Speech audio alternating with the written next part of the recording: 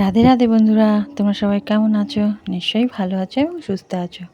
দিতিপ্রিয়ার সাদামাটা জীবনের নতুন একটা ব্লগে তোমাদের সকলকে স্বাগত জানাই। এটা মিনি ব্লগ।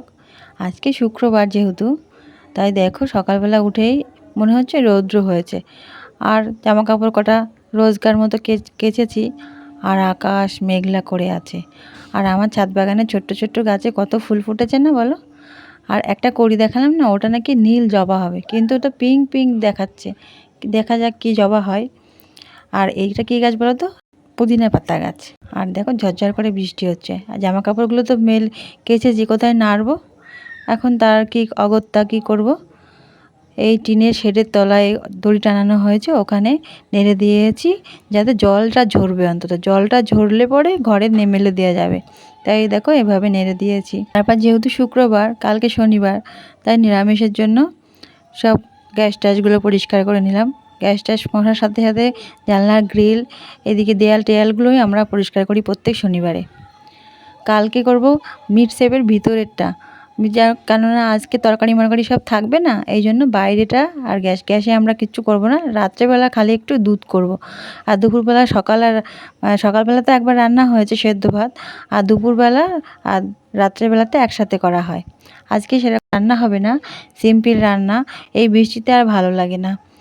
বৃষ্টি হলে না আমার খুব মন খারাপ লাগে, কেন জানি না। আজকে বৃষ্টিটা থামছেই না, মানে হচ্ছে তা হচ্ছে। গ্যাসটা পরিষ্কার করে নিয়েছি, এবার রান্নার দিকে যাওয়ার পালা। তা বাড়িতে রয়েছে অনেক কাঁঠালের বীজ আছে না, কাঁঠালের বীজ আলু দিয়ে আর পেঁয়াজ দিয়ে ভাজা করবে। আর রুই মাছ ছিল ফ্রিজের রুই মাছ, আর আলু আর কাঁচকলার ঝোল, এই আজকের খাবার। ভাত বসিয়ে দিয়েছি। এই উনুনটায় কী সুন্দর জাল হয়, তাই না বলো? আর এই যে আমার এই মিনিটা খুব ভালো। ও পটি করে না, বাইরে যাবে, যত বৃষ্টি হোক বাইরে গিয়ে পটি মটি করবে, আর আমার মেয়ের সাথে খুব খেলবে। আর খিদে যখন লাগবে তখন দৌড়ে দৌড়ে এসে পা জড়িয়ে ধরবে। কিন্তু পা যে জড়িয়ে ধরবে তা একটুও না নখের আঁচড় বসবে না।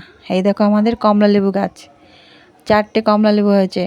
একটা কমলা লেবু যখন সবুজ ছিল, নরম নরম ছিল, তো আমি ছিঁড়ে খেয়েছি। ও বাবা কি টক, ভগবান ভগবান।